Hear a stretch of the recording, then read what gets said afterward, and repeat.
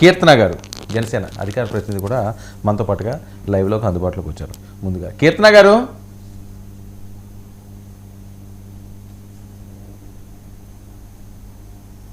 వినిపిస్తుందండి? ఓకే. ఏంటి పవన్ కళ్యాణ్ గారు డోర్స్ అన్ని ఓపెన్ చేశారట, తెలంగాణలో పెద్ద రాష్ట్ర కార్యాలయాన్ని మంగళగిరికి ధీటుగా ఇక్కడ కూడా కార్యాలయాన్ని ఏర్పాటు చేస్తున్నారట. మోదీ గారు వచ్చి వెళ్ళిన తర్వాత ఏం జరిగింది, అసలు ఏం జరుగుతుంది?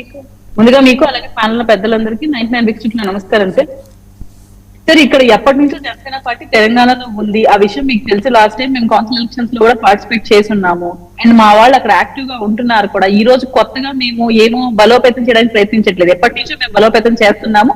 అలాగే కంటెస్ట్ చేయించడానికి కూడా సంసిద్ధంగా ఉన్నామని చెప్పి ఉన్నాము కూడా.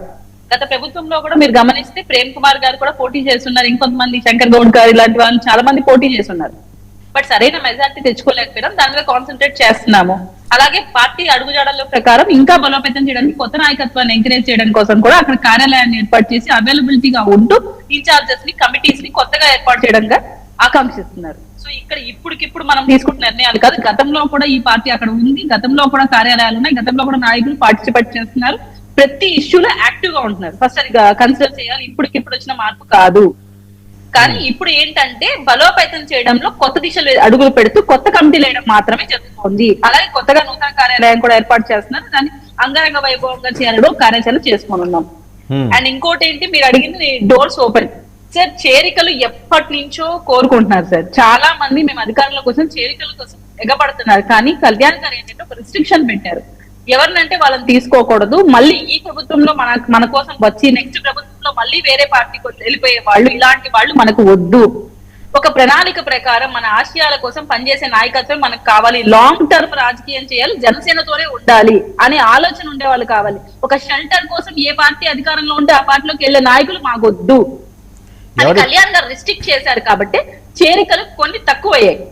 అక్కడ రిస్ట్రిక్షన్స్ పెట్టాడు, ప్రతి కాన్స్టిట్యున్సీ నాయకులు ఉంటారు, మేము కొంతమంది చేరికలు చేస్తామంటే లేదు, వాళ్ళు రీచెక్ చేయండి, బ్యాక్గ్రౌండ్ తెలుసుకోండి, వాళ్ళు నిజంగానే నాయకత్వాన్ని బలపరుస్తూ ప్రజలకు మంచి ఉన్న వాళ్ళని మాత్రమే తీసుకోరండి, అంతేగాని స్వార్థపూరిత రాజకీయాలు చేయడం కోసం జనసేన పార్టీలో ఉంటామంటే వద్దు అనే ఒక ఇన్స్ట్రక్షన్స్ ఉన్నాయి. కాబట్టి కళ్యాణ్ గారు ఆపారు, కాబట్టి చాలా మందిని మేము రిస్ట్రిక్ట్ చేశాం. చాలా మంచి మంచి ప్రొఫైల్స్ వైసీపీలో అగ్రనేతలుగా చలామణి అయ్యి గతంలో ఉన్న వాళ్ళు కూడా మా పార్టీ తరపున తట్టి మా పార్టీలు చేయాలని కోరుకున్న వాళ్ళు కూడా ఉన్నారు. అండ్ మీరు కూడా గతంలో చాలా సార్లు ఇలాంటి డిబేట్స్ కూడా పెట్టినారు, మేము మాట్లాడున్నాం.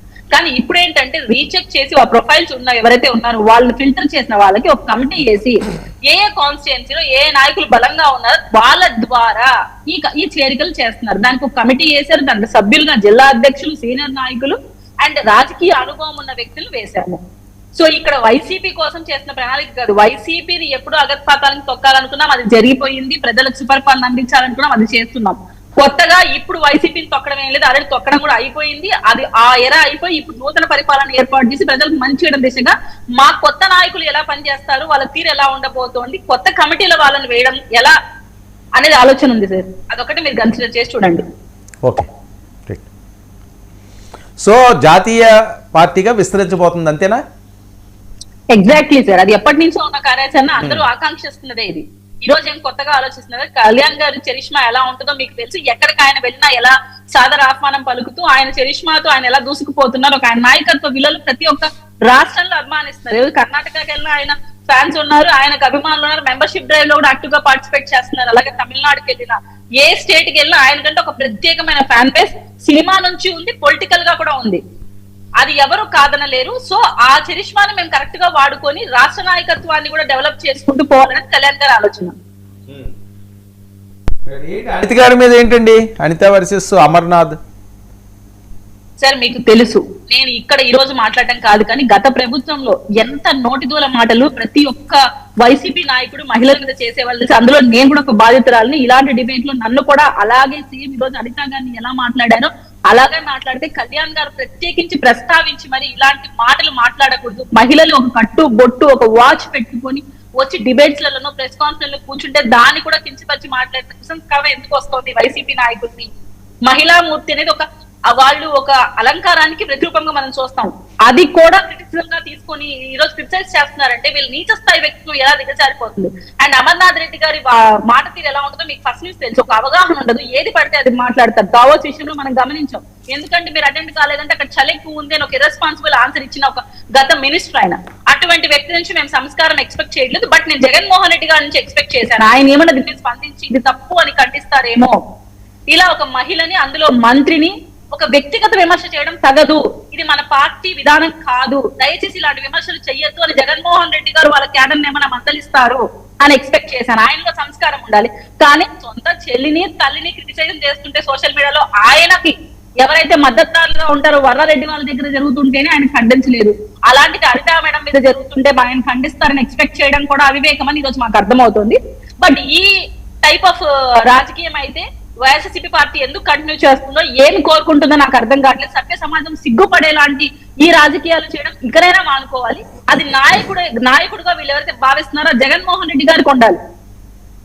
ఒక మహిళని కించపరిచేలాగా మాట్లాడితే ఇప్పుడు మహిళలు రాజకీయాల్లోకి వస్తున్నారు, మీరు అది కూడా అణచివేయాలని చూస్తున్నారా, లేకపోతే మీ వ్యక్తిగతంగా ఒక మహిళను టార్గెట్ చేస్తే ఒక బ్యాక్ స్టెప్ వేస్తారు, తద్వారా మీరు సక్సెస్ అయినట్టు ఫీల్ అవుతున్నారో నాకైతే అర్థం కావట్లేదు.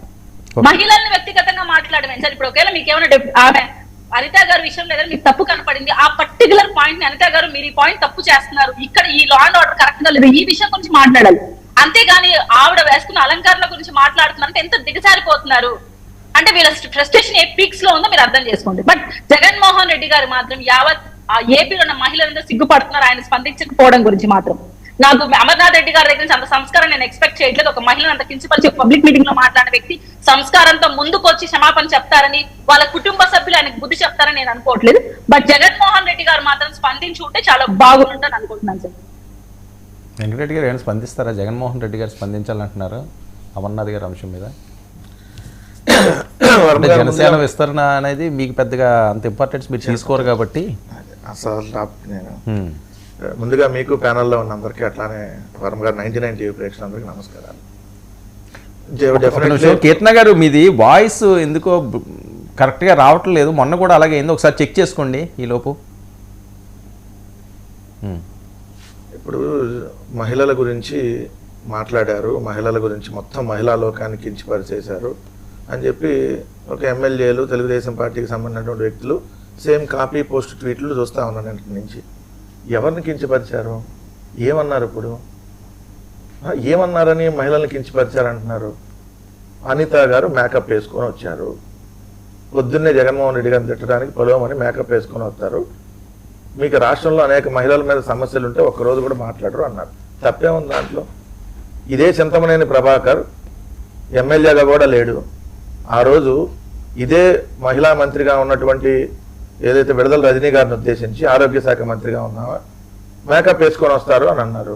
మరి ఆ రోజు కీర్తన గారు కూడా మహిళగానే ఉన్నారు, రాజకీయాల్లోనే ఉన్నారు, జనసేన అధికార ప్రతినిధిగా ఉన్నారు. మరి విడుదల రజనీ గారు మహిళే కదా, మరి అప్పుడు ఎందుకమ్మా నోరు మెదపలేదు ఎవరు? అప్పుడు పవన్ కళ్యాణ్ నోరు ఎందుకు మెదపలా? హైదరాబాద్లో ఉన్న నోరెత్తి మాట్లాడొచ్చు కదా, దానికేం రిస్ట్రిక్షన్ లేవు.